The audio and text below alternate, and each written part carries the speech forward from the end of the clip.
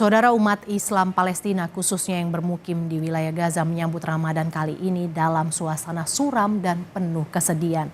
Mereka tetap menjalankan ibadah sholat di bulan puasa di reruntuhan masjid yang hancur dihantam rudal dan bom Israel. Ramadan kali ini terasa sangat berbeda bagi warga Palestina, khususnya yang bermukim di Gaza. Selain bencana kelaparan, umat Muslim Palestina saat ini tidak menjalankan ibadah sholat di dalam masjid akibat ratusan masjid yang ada di wilayah Gaza hancur terkena serangan udara militer Israel. Pihak berwenang Palestina melaporkan sedikitnya 1.000 masjid hancur. Di Rafah, jemaah termasuk anak-anak berkumpul untuk sholat Jumat di tengah reruntuhan Masjid Al-Farouq. Masjid Al-Farouq merupakan salah satu masjid terbesar serta tertua di kota Rafah. Pihak berwenang Palestina melaporkan sedikitnya 1.000 masjid hancur akibat serangan Israel. Kini warga Palestina di jalur Gaza melaksanakan sholat berjemaah di luar ruangan atau di sekitar reruntuhan bangunan masjid. Hancurnya masjid membawa kesedihan tersendiri bagi warga Gaza.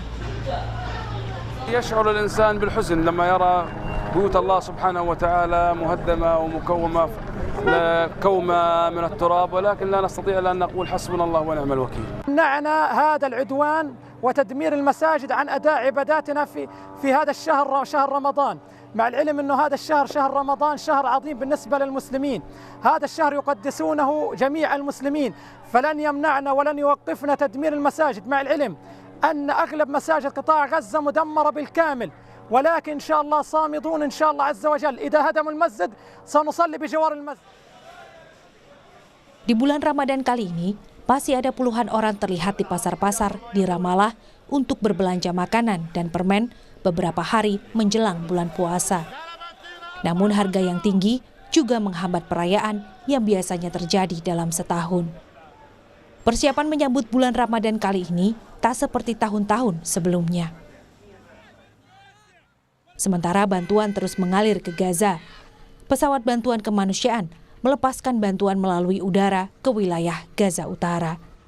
Namun sebagian besar perbekalan tidak tepat sasaran, sehingga banyak yang jatuh ke laut.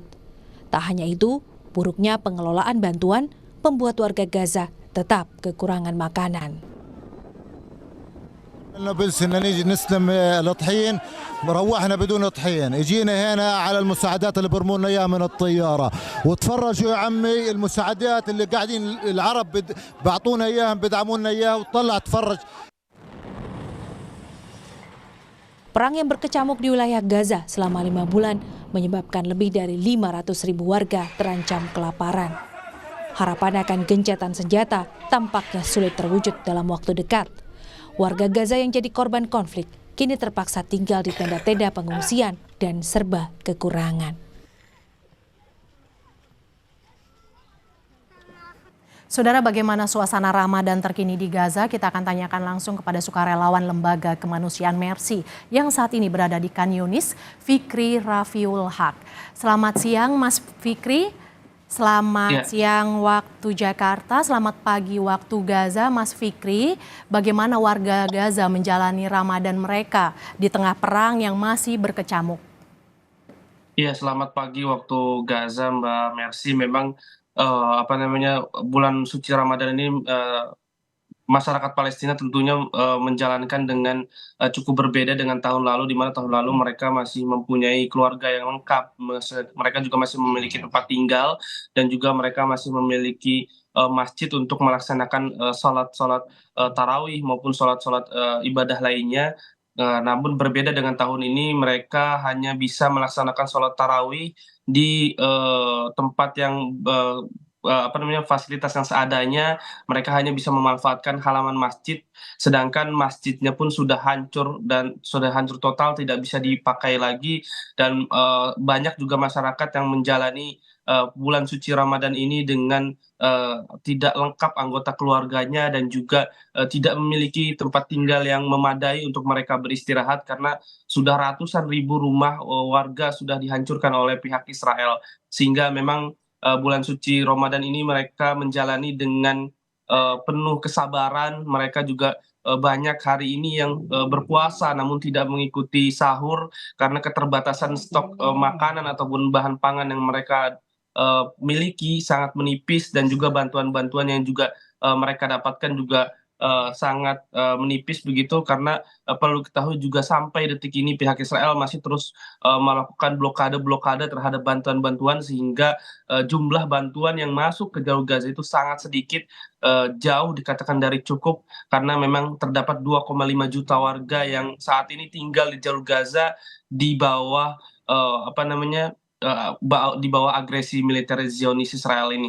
Dan memang beberapa hari yang lalu memang banyak juga apa namanya bantuan-bantuan yang diterjunkan melalui udara, namun sekali lagi bantuan-bantuan ini kurang efektif, di mana memang bantuan ini pun mengakibatkan insiden kecelakaan, di mana memang parasutnya tidak berfungsi dengan baik, sehingga menimpa warga yang sedang menunggu. Data yang saya dapatkan bahwa sampai sehari ini ada 5 orang warga yang meninggal akibat bantuan tersebut karena insiden parasut yang tidak bisa terbuka, dan juga banyak juga salah target, di mana banyak ya turun di laut ataupun perbatasan Mesir dan juga Israel, sehingga masyarakat tidak bisa menggapai bantuan-bantuan tersebut. Dan memang yang paling efektif adalah bantuan-bantuan tersebut ya melalui jalur darat saja, melalui Rafah antara perbatasan Mesir dan jalur Gaza.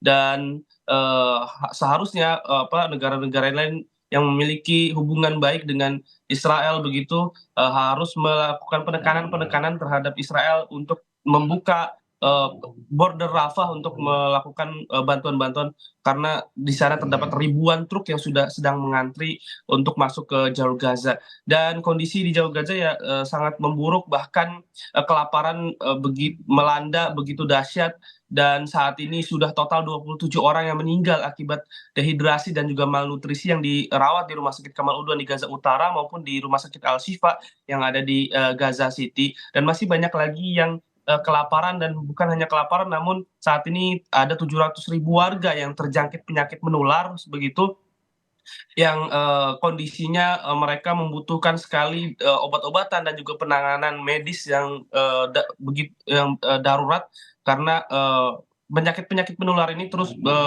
menulari warga-warga karena kondisinya sangat buruk. Di tenda-tenda pengungsian banyak genangan-genangan air akibat saluran-saluran air yang rusak dan dibom juga oleh pihak Israel, sehingga ini menimbulkan banyaknya penyakit yang dialami oleh masyarakat Gaza. Mas Fikri, dengan situasi seperti yang Anda jelaskan tadi, lantas bagaimana dengan stok makanan untuk sahur dan berbuka warga? Seperti apa yang dilakukan oleh warga dengan situasi ini?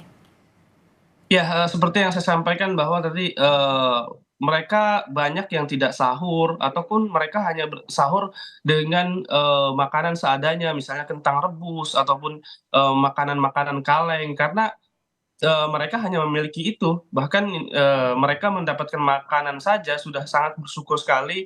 Mereka sebelum datang bulan suci Ramadan ini, bahkan mereka juga sebenarnya sudah sering berpuasa, karena sekali lagi bantuan masih sangat sulit. Mereka hanya bisa memakan 1 hari sekali atau bahkan 2 hari sekali, saking sulitnya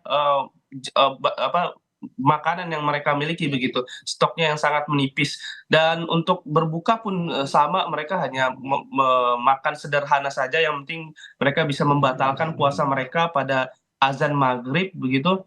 Dan tidak ada makan besar atau jamuan besar yang ada di jalur Gaza, karena kita tahu kondisinya sangat sulit. Mereka tidak memiliki pekerjaan, mereka kehilangan semua anggota keluarga mereka juga kehilangan rumah mereka, dan mereka hanya bisa bertumpu dengan bantuan-bantuan internasional yang masuk ke jalur Gaza, sedangkan bantuan-bantuan ini juga masih sangat sulit. Dan solusinya adalah gencatan senjata, yang memang pada awal Ramadan ini memang pupus gencatan senjata tidak bisa diadopsi begitu, namun informasi yang saya dapatkan bahwa akan adanya diskusi mengenai gencatan senjata pada minggu depan antara kedua belah pihak yang dimediasi oleh Qatar, Mesir, dan juga Amerika Serikat. Baik, terima kasih Fikri Rafiul Haq, sukarelawan Lembaga Kemanusiaan Mercy yang saat ini berada di Khan Yunis. Terima kasih sudah bergabung di Kompas Siang, Mas Fikri. Semoga lancar ibadah puasanya, dan semoga lancar dan juga selamat dalam menjalankan misi kemanusiaan di sana.